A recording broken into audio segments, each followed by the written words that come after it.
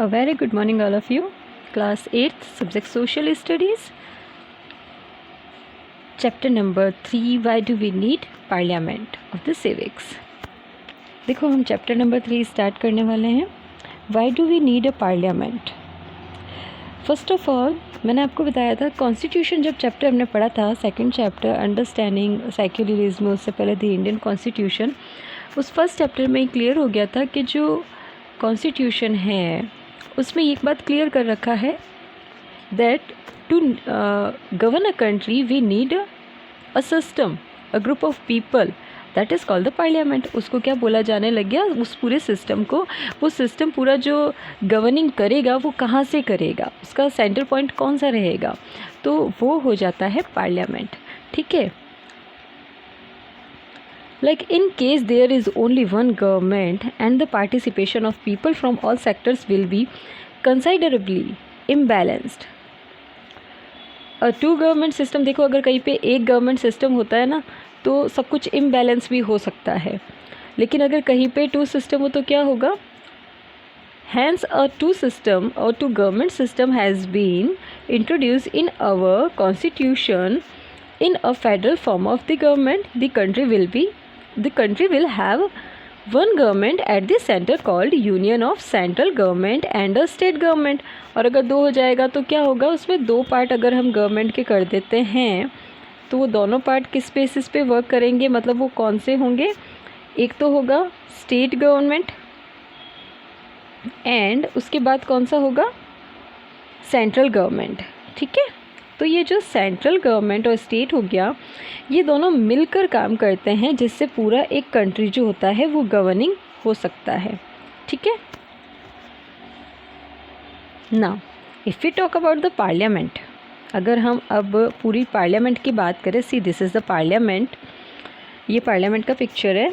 Parliament can be defined as a meeting और an assembly for conference on national और public affairs. In practical terms, a legislative body is called parliament. देखो parliament क्या होता है.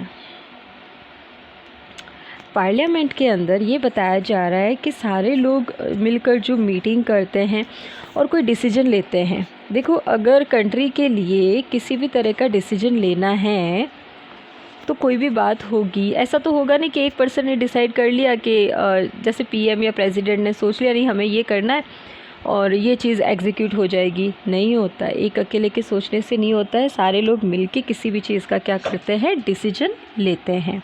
ठीक है. तो वही बात है, ये डिसीजन लेने के लिए भी तो एक जगह होनी चाहिए और ये सारे लोग भी तो मिलने चाहिए. तो ये सारे लोग कहाँ मिलेंगे, इन सारे लोगों को मिला करके जो डिपार्टमेंट बनता है उसको क्या बोला जाता है, जो एक लेजिस्लेटिव बॉडी बन जाती है, that is called the parliament. Now democracy is a system of government. हम अभी सिर्फ पार्लियामेंट का मीनिंग समझ रहे हैं, है ना. Democracy is a system of government in which people rule through their representatives. अब डेमोक्रेसी में क्या होता है, इंडिया में क्या चलता है, इंडिया में मतलब होता है, चैप्टर का मीनिंग यही है कि हमें पार्लियामेंट की ज़रूरत क्यों हो रही है. तो इसको हम ऐसे एक्सप्लेन कर सकते हैं कि जो गवर्नमेंट है वो कैसी है, डेमोक्रेटिक है. अब ये डेमोक्रेटिक गवर्नमेंट है, इसका मतलब क्या है, डिसीजन लेने का राइट किसको है, पब्लिक को है. तो जो पब्लिक डिसीजन ले लेगी तो फिर पार्लियामेंट क्यों चाहिए. तो इसका एक्चुअल मीनिंग होगा democracy is the system of government. Democracy का एक सिस्टम है गवर्नमेंट का, in which the people rule through their representatives. क्या हो जाएगा, जो द पीपल यानी कि जो लोग हैं वो क्या करते हैं, रूल करते हैं. किसके थ्रू, अब उन्होंने जो रिप्रेजेंटेटिव्स इलेक्ट कर रखे हैं उनके थ्रू रूल करते हैं. Since it is practically impossible for each and every citizen to join the daily liberations concerning governance. ठीक है. अब देखो ये जो बात कर रहे हैं रिप्रेजेंटेटिव्स की, ऑब्वियसली रिप्रेजेंटेटिव्स जो पब्लिक ने जिनको इलेक्ट किया है वही पब्लिक के बिहाफ पे वर्क करते हैं. क्यों, क्योंकि क्या होता है, देखो हर एक इंसान के लिए इतना पॉसिबल नहीं है कि हर कोई डिसीजन लेगा. ठीक है ना। अब आज हम लोग एक एक जा कर के सारे सिटीजन्स मिलके एक एक डिसीजन लेंगे क्या, और एक्चुअल कौन सा डिसीजन फॉलो किया जाएगा। तो इसीलिए क्या होता है, रिप्रेजेंटेटिव्स बनाए जाते हैं, जिससे क्या हो जाता है, डिसीजन ले लिया जाता है। ठीक है, इट इज़ सेम लाइक जैसा आपने देखा होगा अक्सर क्लासेस में मॉनिटर्स बनाते हैं टीचर्स। वो मॉनिटर्स क्यों बनाते हैं, जब टीचर नहीं होते हैं या फिर क्लास टीचर्स बनाए जाते हैं तो प्रिंसिपल क्लास टीचर क्यों बनाते हैं। प्रिंसिपल्स को कहाँ ज़रूरत है, या डायरेक्टर सर को कहाँ ज़रूरत है कि वो प्रिंसिपल को अपॉइंट करे, या प्रिंसिपल को कहाँ ज़रूरत है कि वो क्लास टीचर अपॉइंट करे। इसीलिए ज़रूरत होती है ताकि वो क्या कर सकते हैं, देखो एक क्लास के अंदर जाके प्रिंसिपल सर या मैम जो भी हैं आपके, ऐसा नहीं हो सकता कि वो सबकी अटेंडेंस ले लेंगे, सबकी जितने भी क्लास से रिलेटेड एक्टिविटीज़ होती है वो फुलफ़िल कर लेंगे पूरी। ठीक है, सबके लिए जो भी उनके रिस्पॉन्सिबिलिटीज़ होती है क्लासेस की वो सारी पूरी एक अकेले प्रिंसिपल सर करेंगे, that is not possible.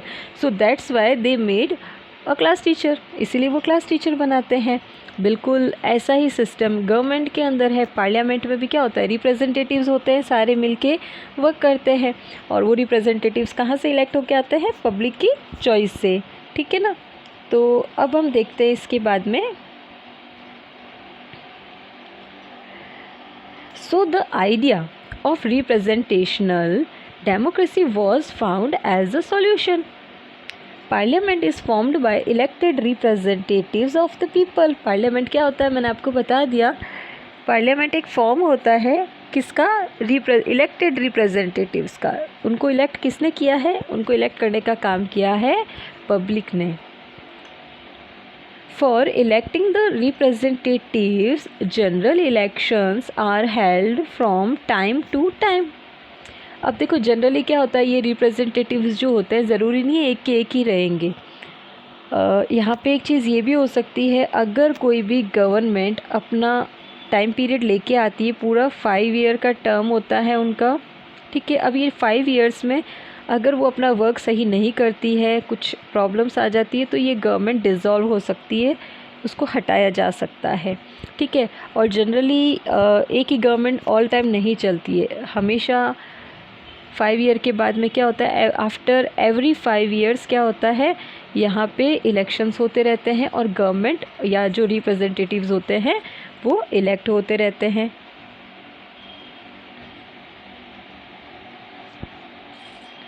For electing the representatives, general elections are held from time to time, and thus a new parliament is formed after a fixed period. अब ये जो पार्लियामेंट होती है ना, इसका क्या होता है, एक फ़िक्स पीरियड होता है, और उस फिक्स पीरियड के बाद में, उस फिक्स टाइम के बाद में क्या होता है, न्यू पार्लियामेंट बन जाती है। अब ये न्यू पार्लियामेंट का मतलब ये नहीं कि पूरी बिल्डिंग को नया बनाया जाता है, बिल्डिंग तो वही रहेगी, लेकिन उसके अंदर जो मेंबर्स होते हैं, जो रिप्रेजेंटेटिव्स होते हैं, वो चेंज होते रहते हैं। Okay, now in these days democracy is being practiced in majority of the countries in the world. All citizens in these countries have the right to vote, which is called the universal adult franchise. एक word हमने ये उसमें भी पढ़ा था, that is also the characteristics. ये एक characteristics जो होते हैं ना कॉन्स्टिट्यूशन के, उनमें से एक कैरेक्टरिस्टिक ये भी है, that is the adult universal adult franchise. इसका मतलब होता है हर एक पर्सन को वोट देने का राइट है, लेकिन ये जो वोट देने का इनको राइट दिया जाता है वो एक लिमिटेड एज है उनकी। लिमिटेड एज मतलब मिनिमम एज कर दी जाती है। लाइक इंडिया में क्या होता है, 18 ईयर्स का कोई भी पर्सन है विद अ गर्ल और बॉय, ठीक है, उनको क्या राइट बनता है, वोट देने का। और ये इसी तरह से वोट देकर के क्या करते हैं, पार्ट लेते हैं इलेक्शन में।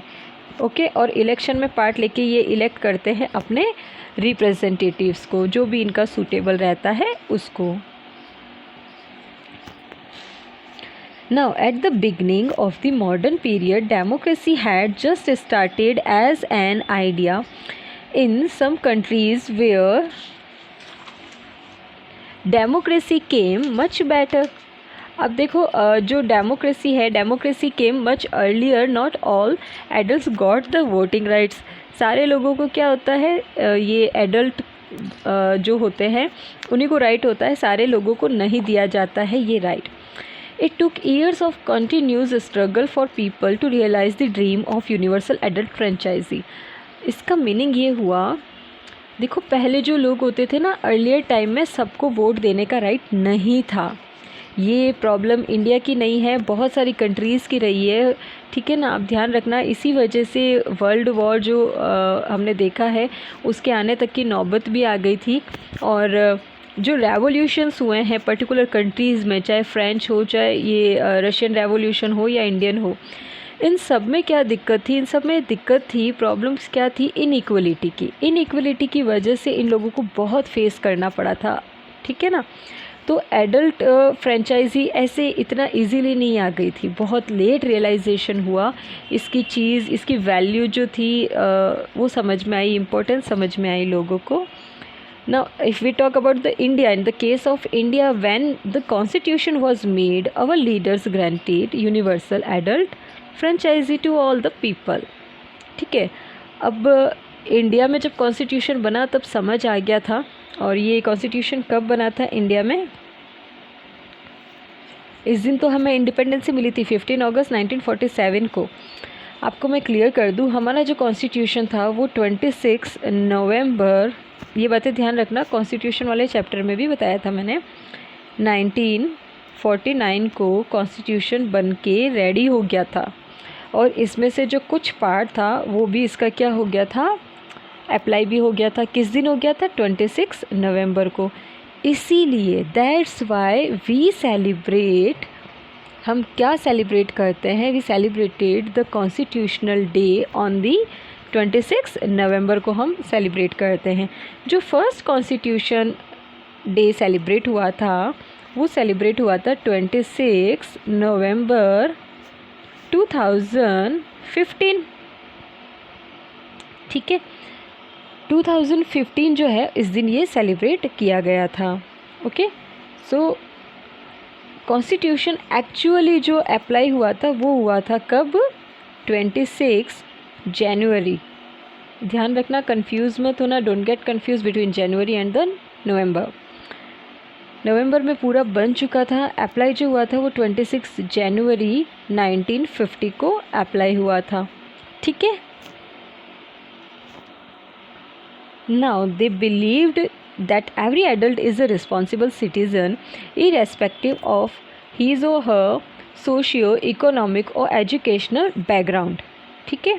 सोशियो और इकोनॉमिकल जो बैकग्राउंड है उनका, जो वेरियस टाइप के बैकग्राउंड रहे हैं, ठीक है, उन सबको हैंडल कर सकते हैं। कौन कर सकता है? 18 ईयर का जो पर्सन रहता है वो कर सकता है, क्योंकि उसमें क्या होता है, इतनी समझ आ जाती है।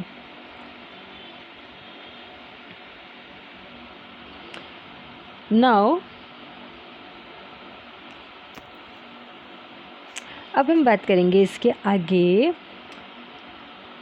Gandhi ji, specially Gandhi ji believe that if a person is sensitive enough to take the responsibility of his और her family, then that person is also sensitive enough to the elect representatives। Gandhi ji का मानना था ये, मेन तो उनका क्या मानना था, अगर कोई भी पर्सन, देखो 18 ईयर में क्या होता है, सारे इमोशंस आप समझने लग जाते हो, सोशली इकोनॉमिकली जो भी आपकी रिस्पॉन्सिबिलिटीज़ होती है वो समझ जाते हो। तो जब आप ये सब कुछ हैंडल कर सकते हो, अपनी फैमिली को हैंडल करने के या समझने के लायक हो जाते हो, it means you are enough mature to understand about your leader. आप क्या कर सकते हो, अपने लीडर की जो इलेक्शन होते हैं या उसके सिलेक्शन को पार्टिसिपेट करने के बारे में, या कौन सा लीडर बनना चाहिए पर्सन, उसके बारे में आप समझ सकते हो, ठीक है। सो ये पूरा अभी हमने पढ़ा है, क्या पूरा सिर्फ अभी तक पार्लियामेंट के बारे में पढ़ा है, what is the parliament and the value of the parliament and importance of the parliament. Now we have to see about the why should people decide, लोग क्यों डिसाइड करेंगे, ठीक है। अब ये जो टॉपिक है, this topic we will continue in the next video, ठीक है। So till then take care of yourself, thank you for the watching, and if you have any kind of doubt please watch this video again and again, समझने की कोशिश करना। अगर फिर भी कोई डाउट होता है, you can ask to me, we will continue our chapter in the next video. Till then take care of yourself. Thank you for the watching.